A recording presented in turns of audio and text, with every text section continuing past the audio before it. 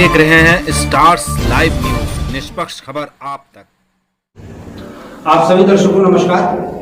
आप देख रहे हैं stars live news Uttar Pradesh, निष्पक्ष खबर आप तक। मैं शाहिद अली। दिन भर की मुख्य खबरें। उत्तर प्रदेश के सीएम योगी आदित्यनाथ ने संत कबीरनगर से 125 करोड़ की लागत से बने जिला कारागार का किया लोकार्पण। 125 करोड़ की लागत में 560 कैदियों की क्षमता बनाया गया। देखिए इस संबंध में मंच से संबोधित करते हुए योगी आदित्यनाथ ने क्या कुछ कहा। आज नौजवान सरकारी नौकरी पा रहा है।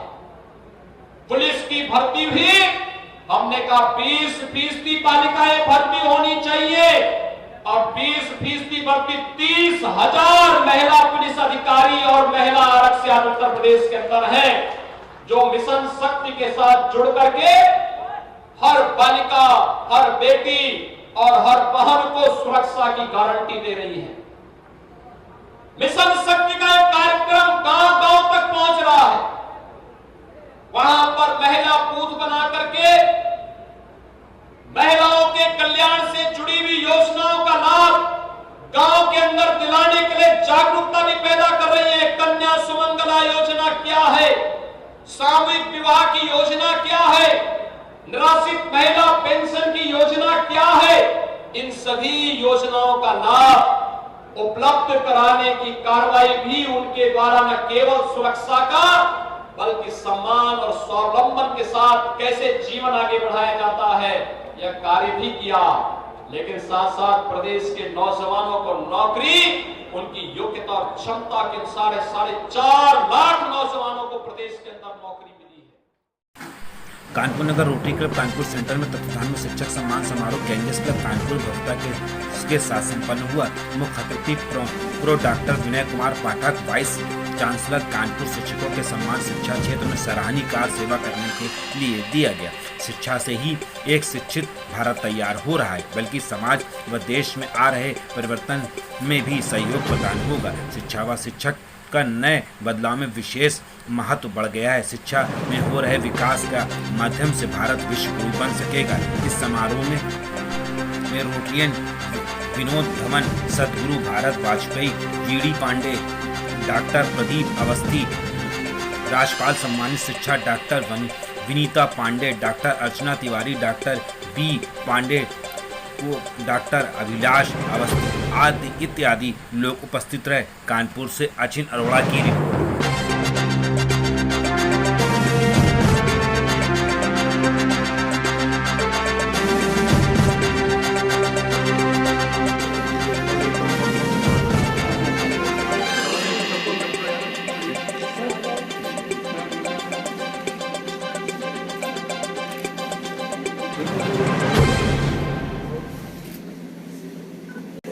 कल देखता हूँ कौन से पार्ट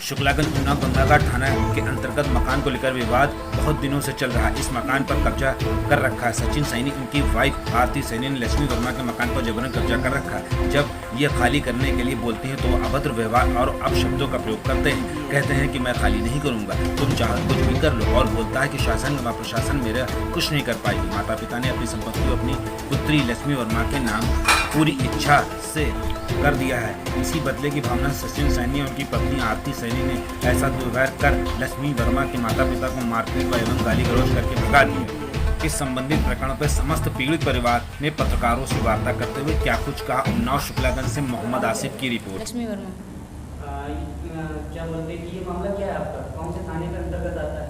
ये मामला शुक्लागंज गंगा घाट का है।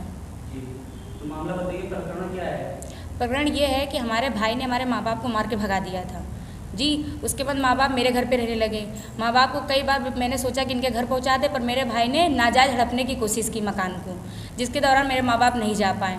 हमने बहुत कोशिश की, बहुत हम SDM, DM, SP, DSP सबके यहाँ गए, यहाँ तक योगी दरबार तक गए, जहाँ हमारी सुनवाई नहीं हुई। जब सुनवाई नहीं हो गई तब मैं हार कर अपने माँ बाप का घर हमने खरीद लिया। जब खरीद लिया तो माँ बाप के पास रहने लगे, माँ बाप की सेवा में कर रही हूँ। और मेरा भाई भी कमरे में रह रहा है, जिससे गंगा घाट थाने में उसने कहा था कि मैं खाली कर दूंगी, पर उसने आज तक मकान नहीं खाली किया। गंगा घाट में आज तक वो घूस दे रहा है, उसी घूस के पर्पज़ पे वो रह रहा है। तो थाने में कोई सुनवाई नहीं हो रही आपकी? जी, थाने मेरी कोई सुनवाई नहीं हो रही। थाने से क्या कहा गया, क्या आश्वासन दिया गया? आश्वासन कुछ नहीं, बस ये कहते मुकदमा चला, जबकि हमको मुकदमा के बारे में कुछ भी नहीं पता है। और कोई भी पुलिस वाले आते हैं तो हमारे घर पे तो कह जाएंगे कि मकान खाली कर दीजिए, वो वहाँ जाती है तो वहाँ पता नहीं इसको क्या पढ़ा दिया जाता है और हमारी सुनवाई नहीं होती है और हम लोगों को बेइज्जती करके और थाने से भगा दिया जाता है। क्या क्या अभी तक कर चुके हैं वो? हम यहाँ सचिन सैनी मेरे बाप के ऊपर बलात्कार लगा चुके हैं और हत्था मेरे बाप को मारकर अभी 2 साल पहले हत्था मारकर लड़ाई की थी, तो मेरे पापा जेल चले गए थे, हमने छुड़वाया उनको। अरे बहुत सारे वो अत्याचार करते हैं, रोज़ धमकी भरी बातें, तुम कुछ नहीं कर पाओगे, बहुत धमकियां देते हैं हमको, क्योंकि हम अकेले वहाँ रहते हैं, माँ बाप की सेवा कर रहे हैं। और उनकी औरत गंदी विचित्र की औरत है, वो छिन में तो लड़ाई झगड़ा करने के लिए तैयार ही रहती है। पुलिस हर वक्त घर पे खड़ी रहे, वो ये सब क्या करती है। इसकी वजह से थाना गंगा घाट हमारी कोई सुनवाई नहीं करता है, कोई भी यहाँ जितने बार जाए कोई सुनवाई नहीं, जिसकी वजह से हम SDM DM और लखनऊ योगी दरबार तक हुए हैं, हमारी सुनवाई कोई भी नहीं हुई है। हमारा प्रॉपर निवास स्थान है ब्रह्मनगर जी, कानपुर नगर में नहीं, शुक्लागंज। कानपुर नगर गोविंद नगर थाना क्षेत्र के अंतर्गत ज्वेलरी शॉप में चोरी करती पकड़ी गई 2 महिलाएं। कुछ दिन पहले महिलाओं ने सोने का टप्स किए थे चोरी की वारदात CCTV कैमरे में हुई कैद। आज फिर दुकान में पहुंची थी चोरी करने वाली महिलाएं। आप चोरी करते हुए CCTV कैमरे में कैद हुई महिलाओं को देख सकते हैं। कानपुर से आमिर सिद्दीकी की रिपोर्ट।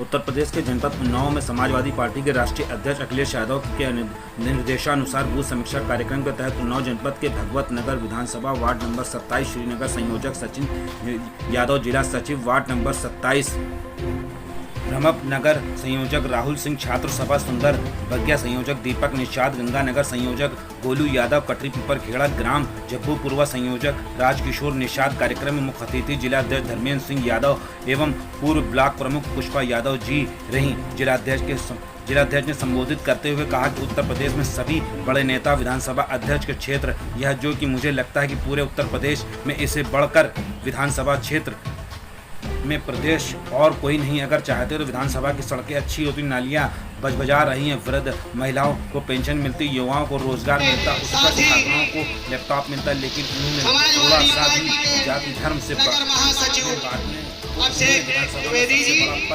पाना चाहा पा लिया। जनता से कोई मैं कहना चाहता हूँ कि कुछ सचिन यादव जी कर लीजिए, 6 महीने जनता बाहर का रास्ता अनुराग सिंह जी अपने वक्तव्य में संबोधित करते हुए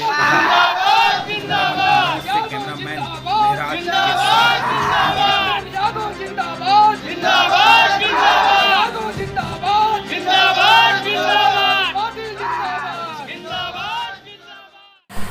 कानपुर नगर देश के मशहूर उच्च स्तरीय गुणवत्ता परिपूर्ण मोबाइल एसेसरीज कंपनी निर्माता कॉल वन ने मेक इन इंडिया के तहत अपने प्रोडक्ट एसेसरीज के अपडेट्स कर यूपी के बाजार में उतारा। कार्यक्रम कानपुर के साकेत नगर स्थित एक गेस्ट हाउस में आयोजित हुआ। इस कार्यक्रम में कई जिलों के मोबाइल एसेसरीज के सभी डीलर्स भी शामिल हुए। इस दौरान कंपनी के डायरेक्टर रोहित संबरवाल ने बताया कि कंपनी का टारगेट वर्ष 2022 तक संपूर्ण यूपी में लॉकवन की मार्केट सबसे बड़ी मार्केट। इसके साथ ही उन्होंने बताया कि लॉकवन कंपनी के सभी प्रोडक्ट एंड कंपनियों के प्रोडक्ट्स भी कभी कम दामों में उपलब्ध होंगे। इस दौरान मंच संचालन कर रही एंकर आकृति मिश्रा ने अपने अंदाज में सभी डीलर्स को निभाया। कार्यक्रम के मध्य कई सवाल जवाब भी हुए, जिस पर कंपनी की ओर से सही जवाब देने वाले विजेता को पुरस्कार प्रदान किया गया। लॉन्चिंग कार्यक्रम में अखिलेश साहू, अभिनय RG जायसवाल, भगत राव, संजय आदि उपस्थित रहे। इस कंपनी की गुणवत्ता पर हमारे सहयोगी पत्रकार अचिन अरोड़ा से बात करते हुए डायरेक्टर रोहित संबरवाल ने क्या कुछ बताया। कानपुर से अचिन अरोड़ा की रिपोर्ट। यहाँ कानपुर में लॉन्चिंग कर रहे हैं अपने कॉल वन मोबाइल एक्सेसरीज की पूरे ब्रांड की पूरी श्रृंखला की, और उस प्रोग्राम के लिए हम सारे दिल्ली से इसलिए स्पेशली आए हैं यहाँ पे, और आप लोग भी आए हैं, आपके लिए बहुत बहुत आपका धन्यवाद। ये एसेसरीज कहाँ देश में कहाँ बिक रहा है? ये हमने शुरू किया था करीबन 2012 में। उससे पहले जो हमारी कंपनी थी वो चल रही है 1995 की, जो इंडिया की सबसे पहली मोबाइल एक्सेसरीज़ की कंपनी है। और हम लोग यहाँ से पूरे इंडिया में डिस्ट्रीब्यूशन लेवल कर रहे हैं। यूपी पे अब मेन हमने फोकस किया है और हम लोग एक्सपोर्ट भी कर रहे हैं सूडान और बांग्लादेश और श्रीलंका। सारी हमारी एक्सेसरीज की रेंज है जिसमें बैटरी है, चार्जर है, पावर बैंक्स हैं, नेक बैंड्स हैं, ब्लूटूथ स्पीकर्स हैं। अन्य कंपनियों की अपेक्षा ये क्या बेहतर दे रही है? बेहतर तो ये है कि ये हम सारा इंडिया में बना रहे हैं, तो क्वालिटी कंट्रोल, प्राइस कंट्रोल, हर चीज़ हम यहाँ कर सकते हैं। कुछ ऐसे कंपोनेंट्स हैं जो हमारे को इम्पोर्ट करने पड़ते हैं चाइना से, बाकी असेंबली हो जाती है उनकी यहाँ पे। अगर हम पूरा का पूरा चाइना से मंगाएंगे, एक तो हम लोग मेक इन इंडिया के ऊपर बहुत फोकस कर रहे हैं क्योंकि हम चाहते हैं कि हम किसी भी कंट्री के नीचे ना रहें। हम लोग सब चाइना की तरफ भागते हैं, लेकिन हम फिलहाल चाइना की तरफ जा रहे हैं सिर्फ अपने कंपोनेंट्स के लिए। बाकी मेन चीज़ें यहीं पे कर रहे हैं। जो चीज़ इंडिया में नहीं मिलती सिर्फ वही वहाँ से मंगाते हैं। ठीक है।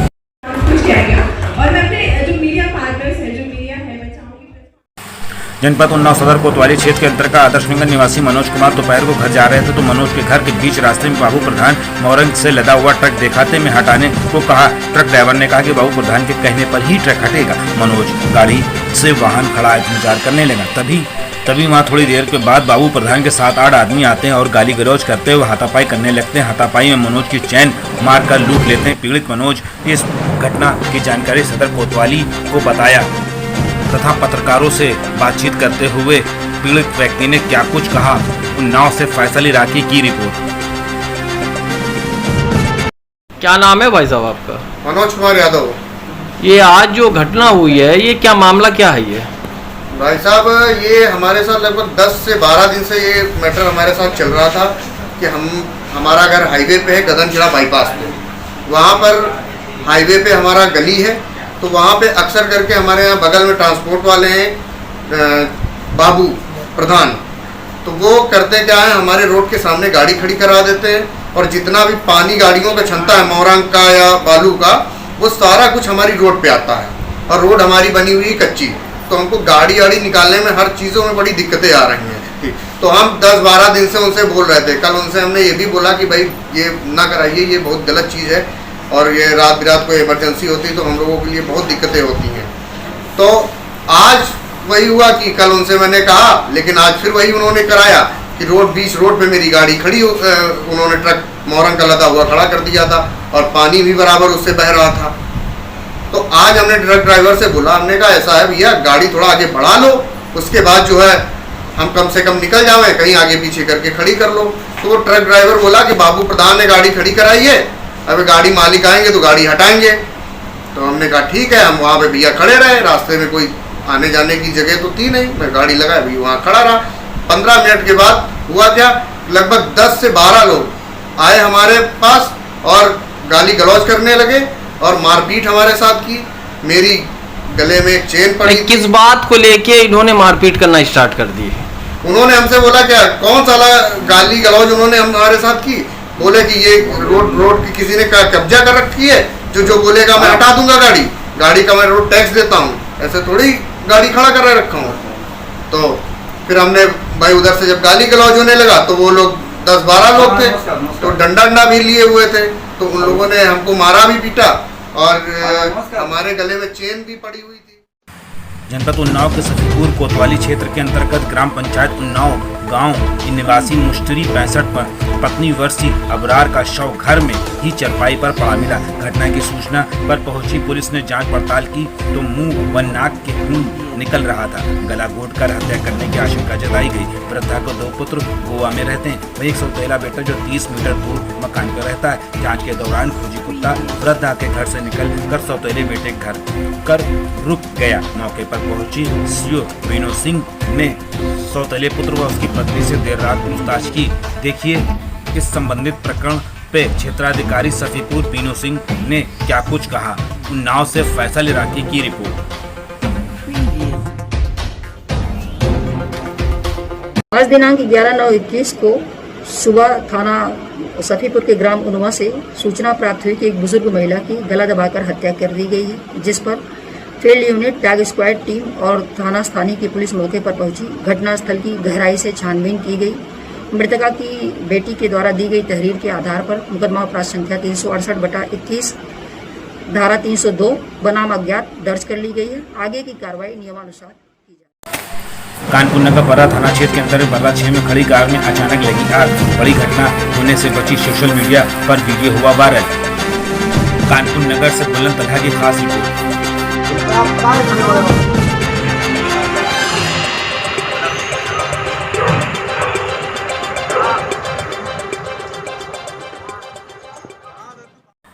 कानपुर नगर थाना नबस्ता के अंतर्गत हंसपुरम निवासी अवधेश राजपूत के पास हिप के 3 दबंगों ने लगभग 6 दिन पहले पीट कर मरणासन कर दिया था। युवक का जबड़ा टूट गया था, सर फट गया था। युवक अस्पताल में भर्ती। पत्नी ने न्याय के लिए लगाई गुहार। देखिए, पत्रकारों से वार्ता करते हुए पत्नी ने अपनी पीड़ा जाहिर की और क्या कुछ कहा। कानपुर से सोहराब खान की रिपोर्ट। कोई सुनवाई नहीं हो रही है। हम लोग दौड़ रहे हैं यहाँ से वहाँ, वहाँ से वहाँ, कोई सुनवाई नहीं हो रही। दिन भर रोज आता है, सुबह 7 बजे से हम लोग जाते हैं लेकिन कोई सुनवाई नहीं होती है। शुभ रात्रि, शब्बा खैर। आप देख रहे थे स्टार्स लाइव।